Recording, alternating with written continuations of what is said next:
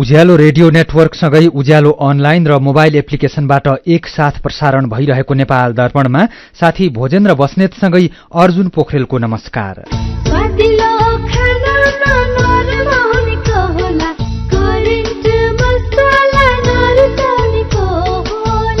नेपाल दर्पणको साथमा करेन्ट मसला र करेन्ट चिया, स्वादको झट्का।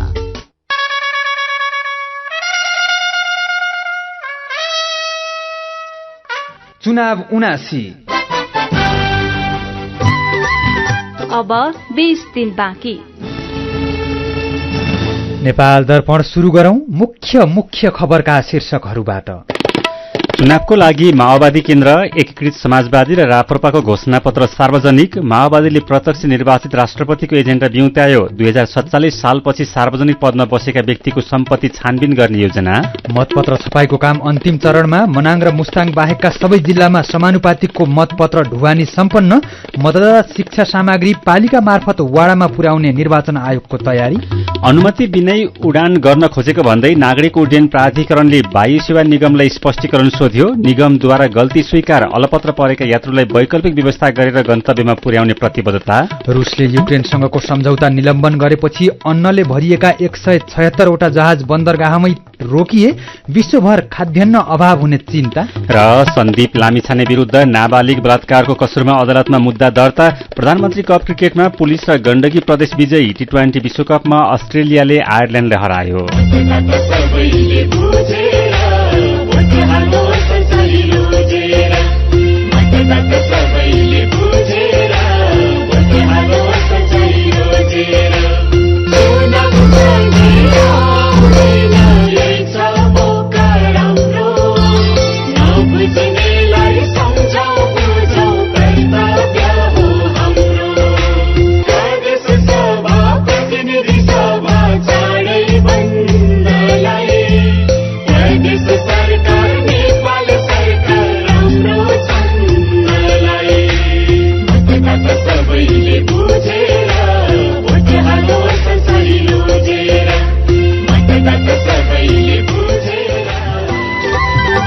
यही मङ्सिर 4 गते हुने प्रतिनिधि सभा सदस्य र प्रदेश सभा सदस्य निर्वाचनमा सहभागी भई आफ्नो अधिकारको सही प्रयोग गरौं। निर्वाचन आयोग। कृषि, भेटेनरी र इन्जिनियरिङ संकायतर्फ स्नातक तह अध्ययनका लागि नयाँ भर्ना सम्बन्धी नेपाल पोलिटेक्निक इन्स्टिच्युट भरतपुर चितवनको सूचना। विगत 28 वर्षदेखि गुणस्तरीय प्राविधिक शिक्षा प्रदान गर्दै आइरहेको नेपाल भेटेरिनरी काउन्सिलबाट समेत मान्यता तथा भर्ना स्वीकृति प्राप्त Nepal polytechnic institute NPI Bharatpur चितवनमा स्नातक तहमा कृषितर्फ बीएससी एजी र भेटेरिनरीतर्फ BBSc and AH veterinary doctor साथै इन्जिनियरिङतर्फ बीई सिभिल र बीई इलेक्ट्रिकल कार्यक्रममा प्रवेश परीक्षा आवेदन फारम खुलेको हुँदा इच्छुक विद्यार्थीहरूले entrance.pufosd.edu.np मा लगइन गरी वा सिधै कलेजमा सम्पर्क राखी फारम भर्न सूचित गरिन्छ। फारम भर्ने अन्तिम मिति कार्तिक 18 गतेसम्म। थप जानकारीका लागि Nepal polytechnic institute NPI Bharatpur Chitwan. Phone number 056 596 617 421 261। Mobile 98 550 60 768 98 550 60 769।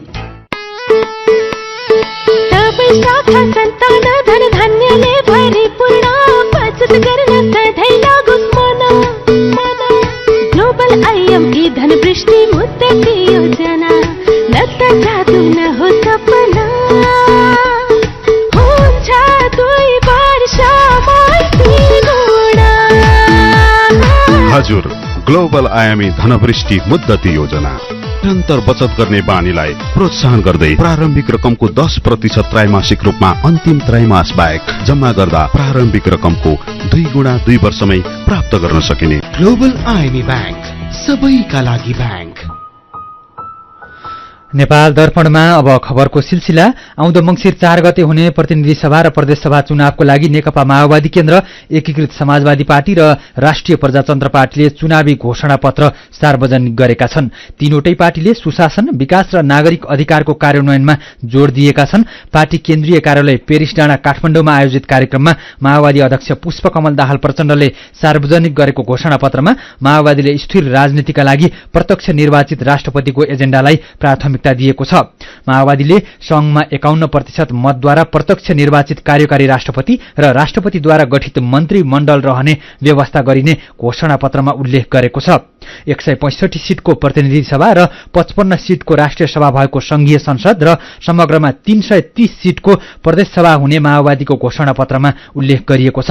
यस्तै माओवादीले विक्रमसम्म 2047 सालपछि सार्वजनिक पदमा रहेका सबै व्यक्तिको सम्पत्ति छानबिन गर्ने विषयलाई पनि घोषणापत्रमा समावेश गरेको छ। यो सुशासनको कुरा निकै गम्भीर प्रश्न बनेको हामी सबैले महसुस गरेकै कुरा छ। त्यसको निम्ति हामीले उच्चस्तरीय सम्पत्ति छानबिन आयोग गठन गरी 2047 सालपछि सार्वजनिक लाभको पदमा रहेका सबैको सम्पत्ति छानबिन गर्ने र उचित कारबाही गर्ने भन्ने कुरालाई पनि हामीले ठोस रूपमा नीतिगत रूपमा नै अगाडि सारेका छौं। आउँदो संसद पनि विघटन हुँदैन भन्ने निश्चित नभइसकेको भन्दै माओवादीको घोषणापत्रमा राजनीतिक आन्दोलनबाट प्राप्त उपलब्धि रक्षा, कार्यान्वयन र सकारात्मक अभ्याससहित परिमार्जन गर्नुपर्ने उल्लेख छ। घोषणापत्रमा माओवादीकै योगदानले नेपालमा नयाँ संविधान बनेको, संघीयता कार्यान्वयन भएको र अधिकारविहीनहरूले अधिकार पाएको, लोड सेडिङ हटेको लगायतका उपलब्धि भएको माओवादीले दावी गरेको छ। माओवादीले शहरका विपन्न, असहाय तथा ज्येष्ठ नागरिकको लागि सामुदायिक आवास बनाउने प्रतिबद्धता पनि व्यक्त गरेको छ। यस्तै मीन भवनमा रहेको पार्टी कार्यालयमा एक कार्यक्रमको आयोजना गरी नेकपा एकीकृत समाजवादीले पनि घोषणापत्र सार्वजनिक गरेको छ। घोषणापत्रमा नेकपा एकीकृत समाजवादीले अहिलेको निर्वाचन प्रणाली अनुसार कसैको पनि बहुमत आउन नसक्ने उल्लेख गर्दै यो जटिल र खर्चिलो रहेको बताएको छ। एकीकृत समाजवादीले पूर्वदेखि पश्चिमसम्मका सबै नदीलाई एक अर्कासँग जोडेर पूर्व पश्चिम मेगा नहर बनाई सिंचाई, कृषि, सड़क, खानेपानी तथा जलमार्ग र निश्चित ठाउँहरूमा पर्यटकीय स्थलहरूको विकास गर्ने उल्लेख गरेको छ। यस्तै विदेशबाट फर्केका युवालाई कृषि पेशामा आकर्षित गर्न 10 लाखसम्म निर्ब्याजी ऋण दिने व्यवस्था गर्न अभियान नै सञ्चालन गर्ने घोषणापत्रमा उल्लेख छ। यस्तै घोषणापत्रमा राष्ट्रिय सुरक्षा संवेदनशीलतालाई मध्यनजर गर्दै 10 गजा क्षेत्रलाई व्यवस्थित गर्नुपर्ने उल्लेख गरेको महासचिव बेदुराम भूषालले जानकारी दिनुभयो। जुन मुलुकसँगको हाम्रो सिमाना खुला छ, त्यहाँको आवागमनमा साथै ठूलो समस्याहरू छन्, त्यहाँ व्यवधानहरू छन्, तिनीहरूलाई व्यवस्थित गर्नुपर्दछ भनेर पञ्चशीलका सिद्धान्तहरूमा र संलग्नताका सिद्धान्तहरूमा र संयुक्त राष्ट्रसङ्घको बडापत्रका सिद्धान्त मान्यताहरूको आधारमा हामीले सबै मुलुकसँग, हाम्रा छिमेकी लगायत सबै मुलुकहरूसँग समानताको सम्बन्ध राख्नेछौँ। यस्तै काठमाडौँमै आज एक कार्यक्रमको आयोजना गरेर रापरपाका अध्यक्ष राजेन्द्र लिङदेन, पूर्व अध्यक्षहरू पशुपति शमशेर जवरा, डाक्टर प्रकाश चन्द्र लोहनी र पार्टीका पदाधिकारीहरूले संयुक्त रूपमा घोषणापत्र सार्वजनिक गरेका छन्। घोषणापत्र मार्फत रापरपाले राज संस्थालाई अभिभावकीय संस्थाको रूपमा राख्नुपर्ने बताएको छ। यस्तै प्रत्यक्ष निर्वाचित कार्यकारी प्रधानमन्त्री र पूर्ण समानुपातिक संसद हुनुपर्ने उल्लेख गरेको छ। त्यसैगरी रापरपा विजयी भएमा प्रदेशको खारेजी गर्ने विषय पनि घोषणापत्रमा समावेश भएको अध्यक्ष राजेन्द्र लिङदेनले बताउनु भयो। अभिभावकीय संस्थाको रूपमा राज संस्था, जनताबाट प्रत्यक्ष निर्वाचित कार्यकारी प्रधानमन्त्री, पूर्ण समानुपातिक संसद, प्रदेशको खारेजी, केन्द्र र बलियो स्थानीय तह भएको 2 तहको शासकीय संरचना र एक व्यक्तिले 2 कार्यकालभन्दा धेरै पार्टी अध्यक्ष, प्रधानमन्त्री जस्तो कार्यकारी पदमा बस्न नपाउने व्यवस्था। मंसिर 4 गते हुने चुनावका लागि मतपत्र छपाईको काम अन्तिम चरणमा पुगेको छ। प्रतिनिधि सभा र प्रदेश सभा सदस्यको चुनावका लागि 8 करोड़ थान मतपत्र आवश्यक पर्नेमा झण्डै 7 करोड़ थान मतपत्र छपाई भइसकेको निर्वाचन आयोगले जनाएको छ। समानुपातिक निर्वाचन प्रणालीतर्फको मतपत्र यसअघि नै छपाई भइसकेको छ भने प्रत्यक्ष निर्वाचित हुने प्रणालीतर्फ 2 करोड़ 86,88,500 मतपत्र छपाई भएको छ। अब 1 करोड़ 14 लाख मतपत्र छपाई गर्न बाँकी छ। मतपत्र छपाईसँगै ढुवानी पनि भइरहेको छ। मनाङ र मुस्ताङ बाहेकका सबै जिल्लामा समानुपातिक निर्वाचन प्रणालीतर्फको मतपत्र ढुवानी सम्पन्न भएको छ। प्रत्यक्ष निर्वाचित हुने प्रणालीतर्फ 16 वटा जिल्लाको मतपत्र ढुवानी सम्पन्न भएको छ। आयोगले ढुवानी भएका जिल्लाहरूमा अस्थायी मतदाताहरूका लागि प्रयोग हुने मतपत्र समेत पठाएको छ। अस्थायी मतदाताहरूको सूचीमा कर्मचारी, सुरक्षाकर्मी, कैदी, वृद्धाश्रमका व्यक्ति लगायत समेटिएको छ। उनीहरूले समानुपातिक निर्वाचन प्रणालीतर्फ प्रतिनिधि सभाका लागि मात्र मतदान गर्न पाउनेछन्। यस्तै निर्वाचन आयोगले मतदाता शिक्षा सम्बन्धी सामग्री सबै जिल्लामा पुगिसकेको जनाएको छ। आयोगका सहायक प्रवक्ता सूर्य प्रसाद अर्यालले मतदाता शिक्षाको लागि आवश्यक सबै खालका सामग्री जिल्ला जिल्लामा पुगिसकेको जानकारी दिनुभएको हो। छपाई भएका मतदाता शिक्षासँग सम्बन्धित सामग्रीहरू जिल्लामा पुगिसकेकोले अब पालिका मार्फत वाडामा पुर्याउने उहाँले बताउनुभयो। वाडाबाट पनि 1 जना मतदाता शिक्षा कार्यकर्ता तोकेर घर दैलो कार्यक्रम सञ्चालन हुनेछ। मतदाता शिक्षाको लागि पालिकाको साथ र सहयोग आयोगले चाहेको सहायक प्रवक्ता अर्यालले बताउनुभयो। मतदाता शिक्षा मार्फत मतदान गर्ने तरिका बारेको ब्रोशर वितरण हुनेछ। यस्तै हरेक मतदाता शिक्षा कार्यकर्ताले मतदान कसरी हुन्छ, किन गर्ने, किन मतदान गर्नुपर्छ, आचार संहिताको विषय लगायतका कुराहरू पनि मतदातालाई सिकाउनेछन्। नेपाल वायु सेवा निगमले अनुमति बिनै उडान गर्न खोजेको भन्दै नेपाल नागरिक उड्डयन प्राधिकरणले 24 घण्टे स्पष्टीकरण सोधेको छ। हिजो आइतबार नेपाल वायु सेवा निगमले प्राधिकरणबाटै उडान स्वीकृति नलिकनै भारतको नयाँ दिल्लीमा उडान गर्न खोजेको र यो क्रियाकलाप राष्ट्रिय तथा अन्तर्राष्ट्रिय कानूनको विपरीत भएको भन्दै नागरिक उड्डयन प्राधिकरणले निगमलाई 24 घण्टे स्पष्टीकरण सोधेको हो। उडान स्वीकृति नै नलिकन उडान गर्न खोजेको, गैर कानूनी तरिकाले बोर्डिङ पास वितरण गरेको, यात्रुलाई टिकट बेचेर समयमै खबर नगरिकन अलपत्र पारेको लगायतका घटना गैर सैनिक हवाई उडान ऐन तथा नियमावली, शिकागो महासन्धि, अन्तर्राष्ट्रिय नागरिक उड्डयन संगठनको उडान मापदण्ड लगायतका कानून विपरीत भएको प्राधिकरणले जनाएको छ। आउँदो दिनमा यस्ता गतिविधि दोहोर्याएमा निगमलाई थप कार्यवाही गर्ने प्राधिकरणले चेतावनी दिएको छ। प्राधिकरणको उडान स्वीकृति नलिकनै निगमले यात्रुलाई टिकट बेच्दा हिजो र आज काठमाडौँ दिल्ली उडान प्रभावित भएको छ। हिजोको लागि टिकट लिएका 274 जना र आजका लागि टिकट लिएका 150 जना यात्रु दिल्ली जान पाएका छैनन्। यसैबीच टिकट बेचेर पनि यात्रुलाई काठमाडौँबाट नयाँ दिल्ली लैजान नसकेको नेपाल वायु सेवा निगमले गल्ती स्वीकार गरेको छ। निगमले यात्रुवर्गमा पर्न गएको असुविधाप्रति दुःख व्यक्त गर्दै आउँदा दिनमा यस्ता नहोस् भनी सचेत रहने समेत प्रतिबद्धता व्यक्त गरेको छ। उडान रद्द भएको कारणबाट गन्तव्यमा पुग्न नसकेका यात्रुलाई वैकल्पिक व्यवस्थाहरूबाट उडान व्यवस्थापन गर्ने निगमले जनाएको छ। सीधा कुरा प्रश्न विचार, यो हो उज्यालो रेडियो नेटवर्क। नेपाल दर्पणमा जाडो सुरु हुँदा देखिने स्वास्थ्य समस्या र समाधानका उपाय बारेको कुराकानीसँगै खबरको सिलसिला बाँकी नै छ, सुन्दै गर्नुहोला। एचआईभीका बारेमा खुलेर कुरा गरौं।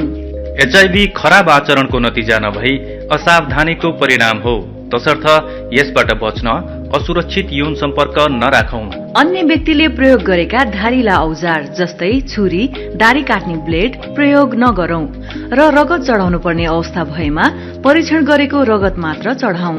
संक्रमित भइसकेकालाई समयमै उपचारमा लगौं र अकालमै हुन सक्ने मृत्युबाट जोगाउँ। समयमै उपचार गर्नाले संक्रमित गर्भवती महिलाले पनि स्वस्थ बच्चा जन्माउन सक्छिन्। Nepal youth foundation, 12+, Lumbini plus र मकवानपुर महिला समूह। आमै भन्छन् दसैँ आयो टुप्लो काई खोरो काई दसैँ खर्च चाहियो। बाले भन्छन् चोकको आयामी गएर पैसा ल्याउनु पर्यो। आयामी गर्ने मोबाइलमा नयाँ स्टाइलमा कुरो बुझ्या हो।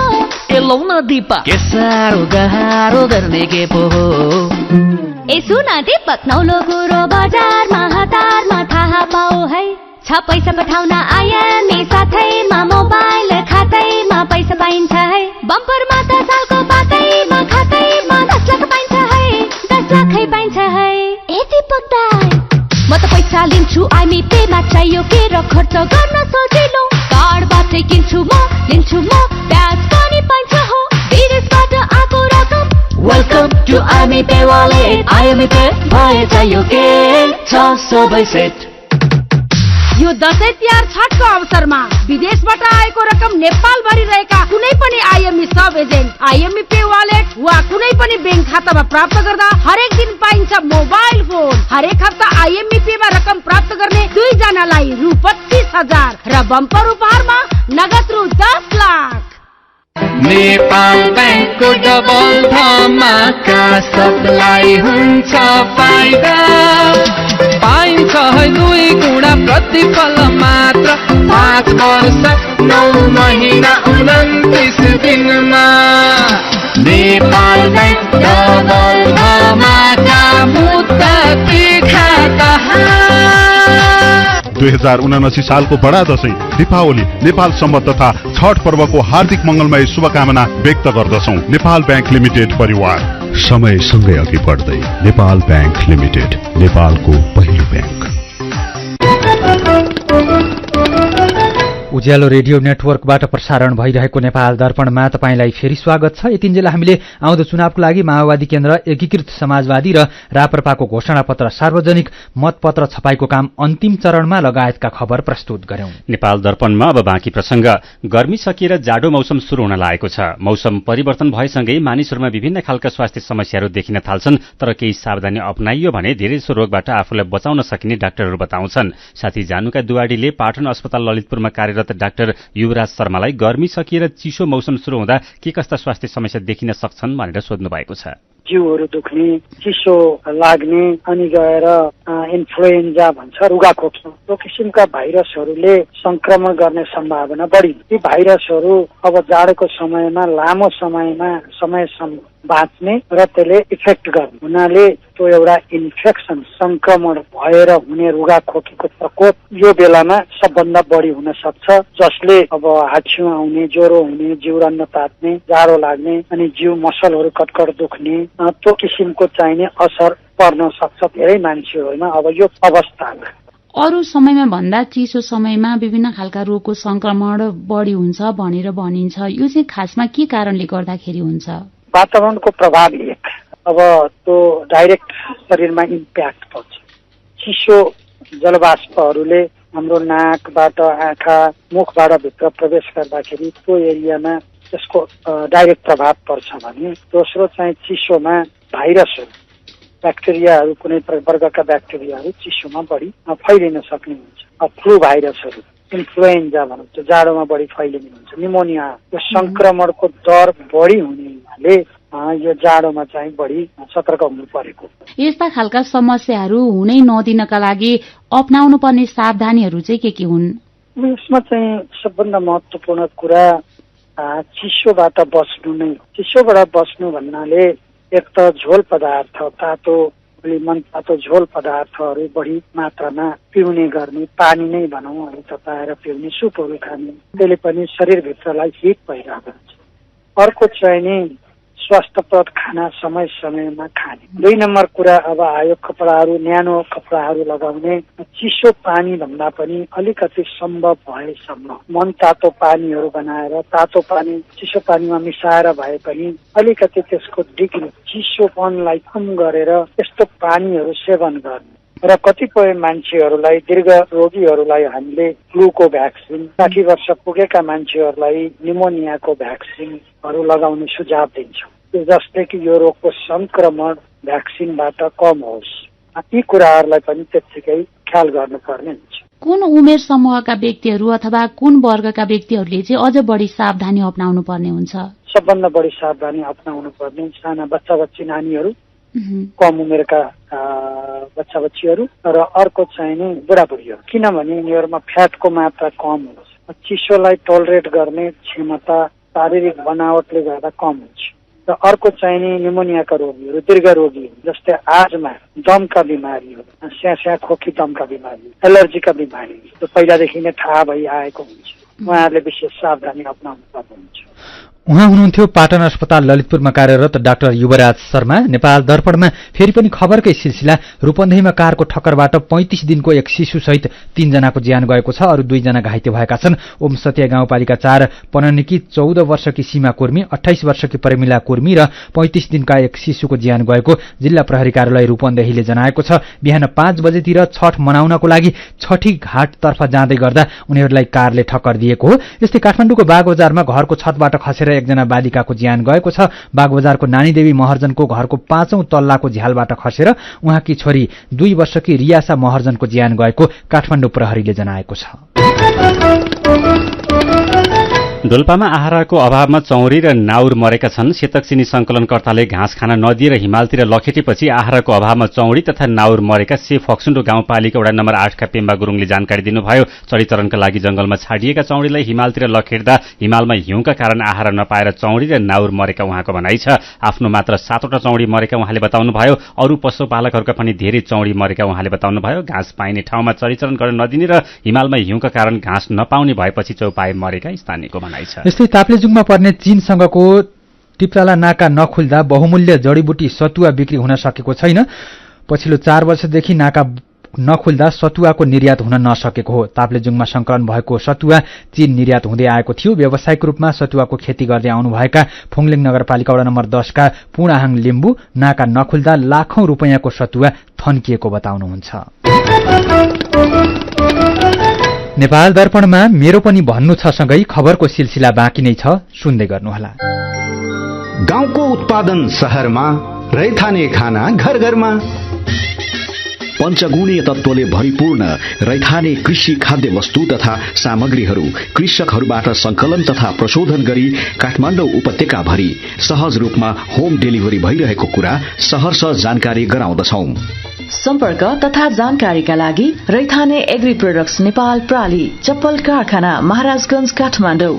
फोन नम्बर 01 40 15 658 40 15 662, मोबाइल नम्बर 98 434 21 743 र 98 550 45 242। रैथानेलाई तपाईले मोबाइल एपको लागि RAITHAANE रैथाने टाइप गरेर वा वेबसाइट www.raithanenepal.com मा गएर पनि भेट्न सक्नुहुनेछ।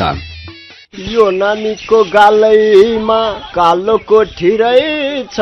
नक्कले बुढा के को नक्कले भन्छौ ए बुढी? दृष्टि आई केन्द्रमा गएर मोतीबिन्दुको अपरेसन गरेपछि जता हेरो त्यतै झलमल्ल देख्छु। कति सजिलो। दृष्टि आई केन्द्रमा मोतीबिन्दुको उपचार गर्दा न सुई लाउनु पर्यो, आँखामा पट्टी त लाउनु परेन। ढुक्क हुनुहोस्, सुई नि लाउनु पर्दैन अनि पट्टी पनि। दृष्टि आँखा केन्द्र कलंकीमा बिना इन्जेक्सन प्रत्येक दिन मोतीबिन्दुको शल्यक्रिया गरिन्छ। दृष्टि आँखा केन्द्र। Phone number 01 52 24 352 52 24 353। सबैका लागि दृष्टि, सधैँका लागि दृष्टि। दृष्टि आँखा केन्द्र कलंकी। थोरै बचत धेरै कायदा, बीमाका छन् फाइदै फाइदा। सरकारी स्वामित्व र बीमाको क्षेत्रमा विश्वसनीय नाम राष्ट्रिय बीमा संस्थान। जीवन बीमाका लागि आजै राष्ट्रिय बीमा संस्थान रामशाहपथ काठमाडौँ वा नजिकैको शाखामा सम्पर्क गरौं। उज्यालो रेडियो नेटवर्क मार्फत देशभरिका विभिन्न एफएम स्टेशन तथा उज्यालो अनलाइन र मोबाइल एप्लिकेशनमा प्रसारण भइरहेको नेपाल दर्पणमा तपाईंलाई फेरि स्वागत छ। अब बाँकी खबर। 3 महिनामा नेपालमा 3.5 करोड़ रुपैयाँ भन्दा धेरैको तास आयात भएको छ। भन्सार विभागले हिजो सार्वजनिक गरेको आर्थिक वर्ष 2079-80 को पहिलो 3 महिनाको तथ्याङ्क अनुसार नेपालमा 16,96,212 बुक तास आयात हुँदा 3 करोड़ 59,10,000 रुपैयाँ बाहिरिएको छ। देशमा विदेशी मुद्राको सञ्चित घट्दै गएको भन्दै सरकारले विलासी वस्तुको आयातमा बन्देज र कडाई गरेको छ, तर विलासिताकै वस्तुमा गणना हुने तासको आयात भने डरलाग्दो देखिएको छ। विश्व बैंकले सन् 2022 अर्थात यो अंग्रेजी वर्षमा नेपालको आर्थिक वृद्धि दर 5.8% रहने आकलन गरेको छ। नेपाल डेभलपमेन्ट अपडेट प्रतिवेदन आज सार्वजनिक गर्दै विश्व बैंकले यो वर्ष स्थिर बजार मूल्यका आधारमा नेपालको कुल ग्राहस्थ उत्पादन जीडीपीमा 5.8% ले वृद्धि हुने आकलन गरेको हो। तिहार र छठको बिदाका कारण 11 दिनपछि खुलेको शेयर बजार आज दोहोरो अंकले बढेको छ। शेयर बजार परिसूचक नेप्सी आज 16.39 अंकले बढेर 1874.87 बिन्दुमा पुगेको छ। 224 वटा कम्पनीका 25,74,000 किता शेयर 69 करोड़ 73 लाख रुपियाँमा कारोबार भएका छन्। पछिल्लो 24 घण्टामा 6 जनामा कोरोना भाइरसको संक्रमण पुष्टि भएको छ। पीसीआर र एन्टिजेन गरी 887 जनाको नमूना परीक्षण गर्दा 6 जनामा संक्रमण पुष्टि भएको स्वास्थ्य मन्त्रालयले जनाएको छ। थप 36 जना निको भएसँगै सक्रिय संक्रमितको संख्या 522 जनामा झरेको छ। यसैबीच गएको साउनपछि डेंगी संक्रमणका कारण ज्यान गुमाउनेको संख्या 54 जना पुगेको छ। 46,768 जनामा डेंगी पुष्टि भएकोमा 54 जनाको ज्यान गएको स्वास्थ्य तथा जनसंख्या मन्त्रालयले जनाएको छ। मेरो पनि भन्नु छ। नेपालमा 3 महिनामा झण्डै 17 लाख बुक तास आयात गर्दा 3.5 करोड़ रुपैयाँ बाहिरिएको उज्यालो अनलाइनमा प्रकाशित खबरमा शिव पौडेल भन्नुहुन्छ, हामी नेपालीको अनावश्यक वस्तुमा पनि पैसा खर्च गर्ने बानी बसिसकेको छ। सरकारले अनावश्यक सामग्री आयातमा प्रतिबन्ध लगाउन तत्काल पहल गरोस्। यही विषयमा गणेश विश्वकर्मा भन्नुहुन्छ, विलासी वस्तुको आयातमा तत्काल प्रतिबन्ध लगाउनुको विकल्प छैन, नत्र देशको अर्थतन्त्र अझै ओह्रालो लाग्ने निश्चित छ। जितबहादुर राणा व्यङ्ग्य गर्दै लेख्नुहुन्छ, जति तिरेर जहाँबाट ल्याएर भए पनि नेपालीले तास खेल्न छोड्नेवाला छैनन्। बरु तास बनाउने कम्पनी नेपालमै खोल्नु पर्यो सरकार, कम्तीमा पैसा विदेशीबाट त रोकिन्छ नि। दक्षिण एसियाली खेलकुद सागमा स्वर्ण पदक जितेकी संगीता धामी अहिले घर खर्च चलाउन म्यादी प्रहरीमा भर्ना भएको बारे नारायण धामी भन्नुहुन्छ, काम सानो ठूलो हुँदैन, पेसाको सम्मान गरौं, तर सरकारले पनि खेलाड़ीहरूलाई दीर्घकालसम्म आर्थिक समस्यासँग जुझ्न नपरोस् भनेर केही पहल गर्न भने पक्कै आवश्यक छ। अनि यही विषयमा कृष्ण रोकाया भन्नुहुन्छ, नेपालमा खेलाड़ीको वास्तविकता यही हो, त्यसैले पालिकाहरूले पनि खेलाड़ी र खेल क्षेत्रको विकासका लागि केही कार्यक्रम तथा योजना बनाउन आवश्यक छ। विचारका लागि तपाईंलाई धन्यवाद। मेरो पनि भन्नु छ। मेरो पनि भन्नु छ प्रस्तुत गर्दै हुनुहुन्थ्यो साथी जानुका दुवाडी। नेपाल दर्पणमा अब विदेशका खबर। रुसले युक्रेनसँगको अन्न सम्झौता निलम्बन गरेपछि युक्रेनको बन्दरगाहमा अन्नले भरिएका 176वटा जहाज रोकिएका छन्। संयुक्त राष्ट्रसंघको मध्यस्थतामा रुसले युक्रेनी अन्न बोक्ने जहाजहरूलाई सुरक्षित बाटो दिने सम्झौता गरेपछि युक्रेनबाट अन्न निर्यात भइरहेकोमा रुसले सम्झौता निलम्बन गरेको हो। रुसले युक्रेनले कब्जा गरेको क्राइमियाको तटमा ड्रोन हमला गरेको आरोप लगाउँदै सम्झौता नमान्ने बताएपछि अन्नले भरिएका जहाज रोकिएका रोइटर्सले जनाएको छ। रुसले सम्झौता निलम्बन गरेपछि संसारभर खाद्यान्न अभाव हुने भन्दै चिन्ता बढ़ेको छ। रुसले एकतर्फी रूपमा सम्झौता भंग गरेपछि युक्रेनी राष्ट्रपति भ्लादिमिर जेलेन्स्कीले इजिप्ट र बंगलादेशका लागि पठाउन लागिएको अन्न रोकिएको भन्दै असन्तुष्टि व्यक्त गर्नुभएको छ। भारतको गुजरातमा एउटा झोलुङ्गे पुल खस्दा कम्तीमा 141 जनाको ज्यान गएको छ। मोरबी शहरमा रहेको पुल खस्दा झण्डै 400 जना मानिस मच्छु नदीमा खसेका र ती मध्ये 141 जनाको ज्यान गएको बीबीसीले जनाएको छ। 177 जनाको उद्धार गरिएको छ। हराएकाहरूको अहिले पनि खोजी भइरहेको छ। 230 मिटर लामो पुल 140 वर्ष अघि भारतमा बेलायतले शासन गर्दा निर्माण भएको थियो।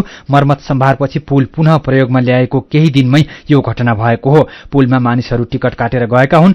पुल त्यस क्षेत्रको एउटा प्रख्यात पर्यटकीय केन्द्र हो। घटनापछि प्रहरीले पुल सञ्चालन गर्ने ठेकेदार, म्यानेजर, टिकट विक्रेता र सुरक्षा गार्ड समेत गरी 9 जनालाई पक्राउ गरेर अनुसन्धान शुरू गरेको भारतीय सञ्चार माध्यमले जनाएका छन्। मोरबी नगरपालिकाको स्वामित्वमा रहेको पुल औद्योगिक घराना ओरेवा ग्रुपले सञ्चालन गरिरहेको थियो।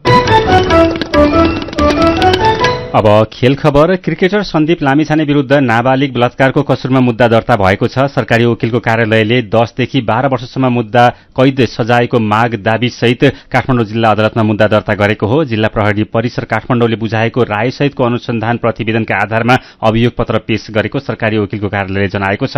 प्रहरीले अनुसन्धान सकेर मुलुकी अपराध संहिताको जबरजस्तीकरणी गर्न नहुने कसुरमा सजायको माग दाबी सहित सरकारी वकिलको कार्यालयमा अनुसन्धान प्रतिवेदन बुझाएको थियो। लामिछाने विरूद्ध गएको भदौ 21 गते 17 वर्षकी एक किशोरीले जबरजस्तीकरणीको कसुर किटानी जाहेरी दिएकोमा प्रहरीले 20 गते त्रिभुवन अन्तर्राष्ट्रिय विमानस्थलबाट पक्राउ गरेको थियो।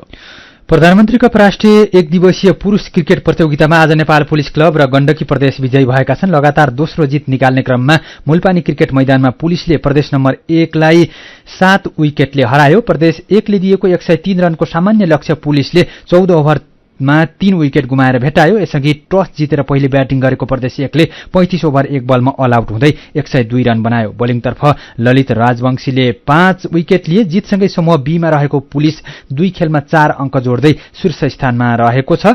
प्रदेश 1 ले भने हारबाट प्रतियोगिताको सुरुवात गरेको छ। आजै भएको दोस्रो खेलमा गण्डकी प्रदेशले सुदूरपश्चिम प्रदेशलाई 69 रनले हराएको छ। कीर्तिपुर मैदानमा 209 रनको लक्ष्य पछ्याएको सुदूरपश्चिम 32 ओभर 4 बलमा 139 रन बनाउँदा अल आउट भयो। उसका लागि मिलन बोहराले 51 र ज्ञानेन्द्र बोहराले 35 रन बनाए। बोलिङतर्फ गण्डकीका विपिन खत्रीले 4 तथा सुभाष भण्डारी र अभिषेक बस्नेतले 2-2 विकेट लिए। यसअघि पहिले ब्याटिङ गरेको गण्डकी प्रदेशको लागि अर्जुन कुमारले सर्वाधिक 63 रन बनाएका थिए। नेपालले संयुक्त अरब इमिरेट्स यूएईसँग 3 खेलको एक दिवसीय अन्तर्राष्ट्रिय क्रिकेट श्रृंखला खेल्ने भएको छ। सबै खेल त्रिवी क्रिकेट मैदान कीर्तिपुरमा हुने नेपाल क्रिकेट संघ क्यानले आज विज्ञप्ति निकालेर जानकारी दिएको छ। नेपाल र यूएई बीचको पहिलो एक दिवसीय मङ्सिर 28 गते हुने तालिका छ। यस्तै दोस्रो खेल पुष 1 गते र तेस्रो तथा अन्तिम खेल 3 गते हुने क्यानले जनाएको छ। सबै खेल बिहान 9 बजेपछि शुरू हुनेछन्।